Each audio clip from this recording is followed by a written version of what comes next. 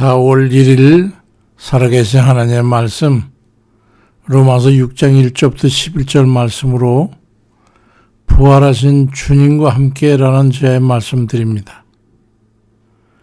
믿음이 무엇인지 아시지요? 믿음이 무엇이길래 그 믿음으로 구원을 받고 그 구원받은 사람은 천국에서 영생을 누리게 되는 것인지 확실히 이해하고 그 구세주를 신앙하는 것인가 하는 겁니다.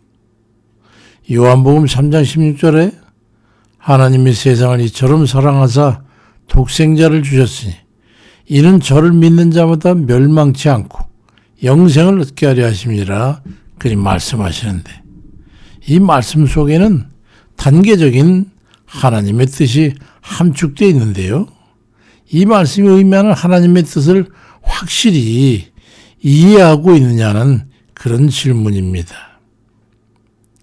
믿음의 카테고리 안에는 여러 가지가 포함되어 있죠. 첫째는 믿음의 대상에 대한 인식과 그의 존재를 인정하는 겁니다. 그러니까 예수 그리스도가 하나님의 아들인가, 그래서 그가 인류의 죄값을 대신할 만한 그런 가치를 지닌 존재인가, 그겁니다. 그게 첫 번째 관건이죠. 거기다가 인간의 죄를 대속하기 위해서는 제물이 반드시 인간이어야 되는데 그는 인간이었는가 그 하는 것이고, 그리고 그는 인간의 죽임을 당했는가 하는 겁니다.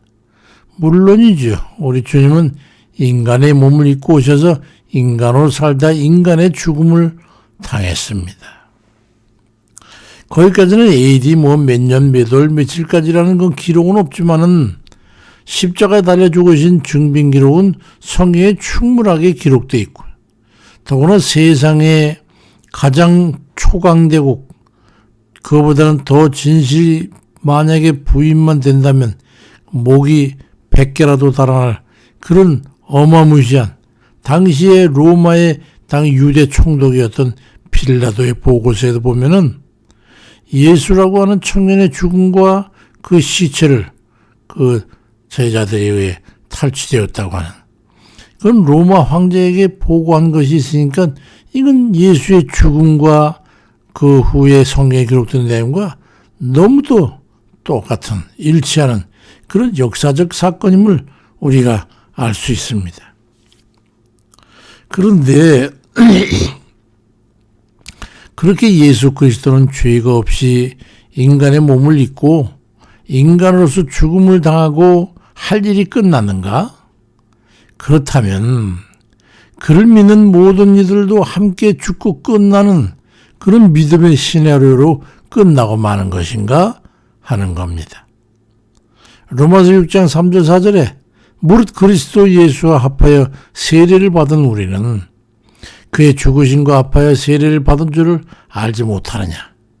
그러므로 우리가 그의 죽으심과 합하여 세례를 받음으로 그와 함께 장사되었나니 라고 말씀합니다.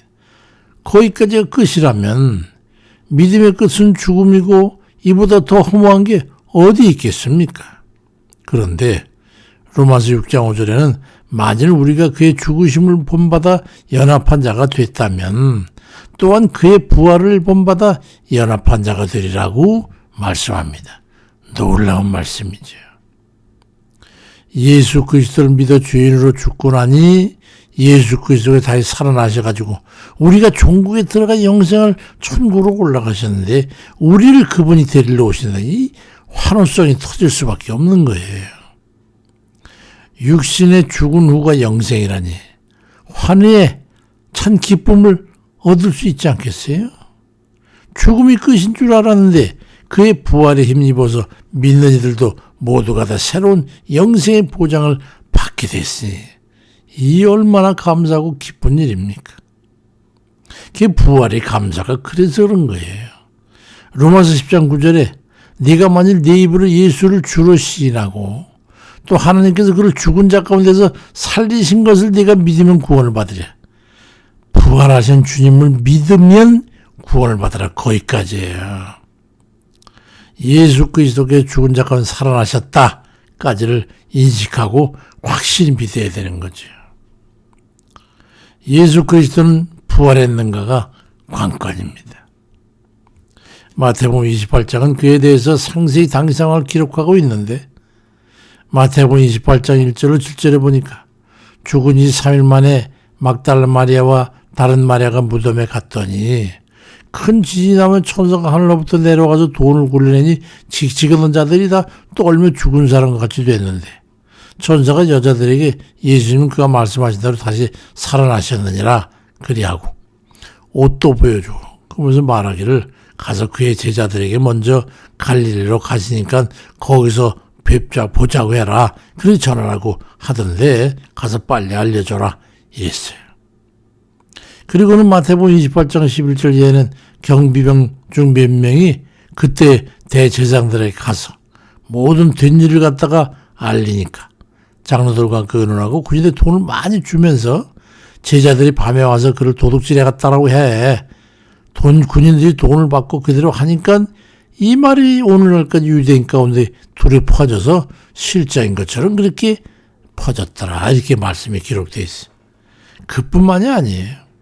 마태복음 28장 10절에 주님 말씀대로 제자들이 갈릴리로 가서 거기서 주님을 만나 뵙고 그 갈릴리에 있는 산 감람산에 누가가 기록한 사도행전 1절 3절부터 보니까 부활하신 후에 40일간 세상에 거시다가 감람산에서 하늘로 올라가시는 것을 자그마치 500명의 문도들이 바라보고 증거했다. 그 증언이 기록되어 있잖아요.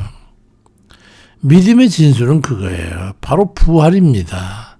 부활신앙은 유일하게 예수 그리스도를 믿는 그리스도교에만 있어요. 세상에 그 어떤 종교도 부활 종교가 없어요. 예수님은 우리 죄를 대신 짊어지시고 십자가에 달려 죽으심으로 죄인이 된 우리가 죽은 것이 되기 때문에 예수님께서 부활하시지 않았다면 우리도 영생을 얻지 못하게 됐을 거예요. 우리의 죄값을 대신 지시고 죽으시고 부활하신 예수님을 믿는 것이기 때문에 우리의 믿음으로 죄에서는 죽고 천국에서 영원히 또 믿음으로 살게 되는 거예요. 이 구원의 원리를 일컬어서 그리스도와의 연합이라고 그러는 거예요. 일치. 그분이 죽으면 나도 죽은 거고 그분이 살면 나도 사는 거고 로마서 6장 5절에 만일 우리가 그의 죽으심을 본받아 연합한 자가 됐다면 또한 그의 부활을 본받아 연합한 자도 되리라고 말씀하고 있잖아요. 예수님의 십자가 죽음과 일치된 것으로 여긴다면 그의 부활이 또한 우리 영생으로 다시 살게 됨을 의미한다는 것을 알아야 되죠.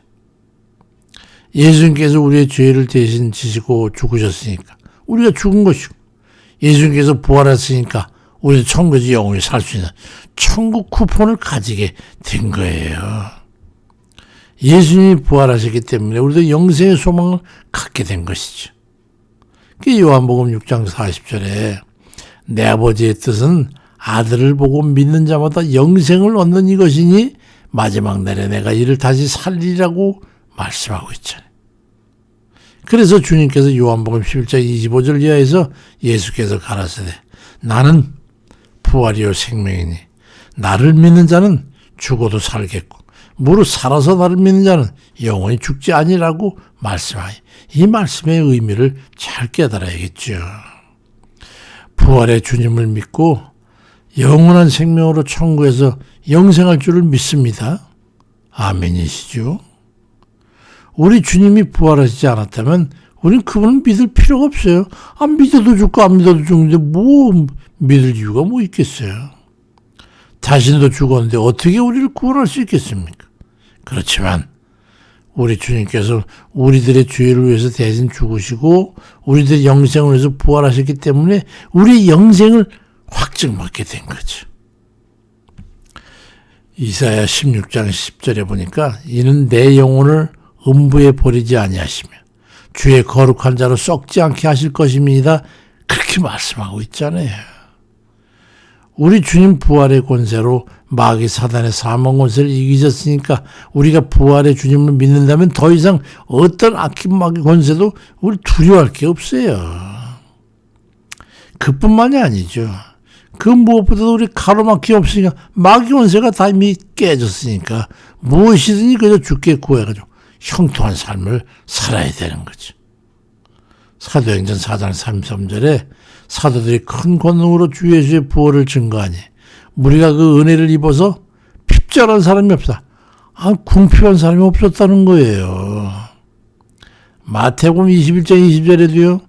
너희가 기도할 때 무엇인지 믿고 구하는 건 다 받으리라고 말씀하셨잖아요. 왜 그렇습니까? 우리 부활의 주님께서 마귀 권세를 다 깨트려 버렸기 때문이에요. 지금도 살아계셔서 우리를 돌보시고 아니하시는 부활의 주님이 계시니까 염려, 걱정, 근심 같은 거 근거하지 마시고 무엇이든 구하여 받아 누리는 그런 일이 다 되시길 주의 이름으로 축원드립니다. 아버지 아시죠? 우리 연약함을 아시죠? 몸이 불편한 이들 아시죠? 주님 아프기도 하고 또 주님 힘도 빠지고 어려움도 있고 난관에 처 낙심하기도 하고 한다고 했지만 실패해서 어찌할 바를 알지 모르겠고 도무지 혼란 속에 있는 자들도 있사옵고 아버지 세상에는 주님 이런 애들이 위로받을 길이 없고 고침받을 길이 없고 치료받을 길이 없고 해결을 받을 길이 없어서 고심 중에 있는 이들이 얼마나 많은지 몰라요. 아버지 그들 가운데 함께 해주세요. 우리 주님이 모든 마귀 권세 깨뜨렸으니 우리 모든 간구도 아버지 들으시고 저희들 건져주세요. 지켜주세요. 보호해주세요. 도와주세요. 아버지 우리 힘이 부족하니 우리 능력이 되시는 우리 주님 오직 주만 바라보라고 하셨잖아요. 그러니 오직 주만 바라볼 수밖에요. 왜냐하면 세상에 우리 힘과 능력이 되어줄까 아무도 없으니까요. 주님 사랑하는 자들 기억하시고 아버지 그들이 행여 주 앞에 눈을 들어 바라보며 부르짖어 기도하거든 하나님 들으시고 저들도 아버지 슬픔 중에 눈물을 흘리며 애통한 자 있거든 위로해 주시고 어려운 일을 놓고 힘이 붙여서 주님 앞에 이제 구원과 도우심을 구하거든 아버지들 간구 들어 응답해 주세요. 아버지 모든 일들 놓고 열심히 하지만은 또 모든 일들 아버지 발걸음으로 인도해 주시기를 주님 앞에 구하옵고 내게 능력 주시지 않아서 모든 걸 할 수 있다고 하셨으니까 우리가 세상 사는 삶에 오직 주님께서 함께 하심을 해가지고 우리를 도우실 줄 믿습니다. 주님 감사드리고 또 이번 달 한 달 우리 모두를 아버지 지키시고 인도해 주세요. 감사하고 예수 그리스도의 이름으로 기도드립니다. 아멘입니다.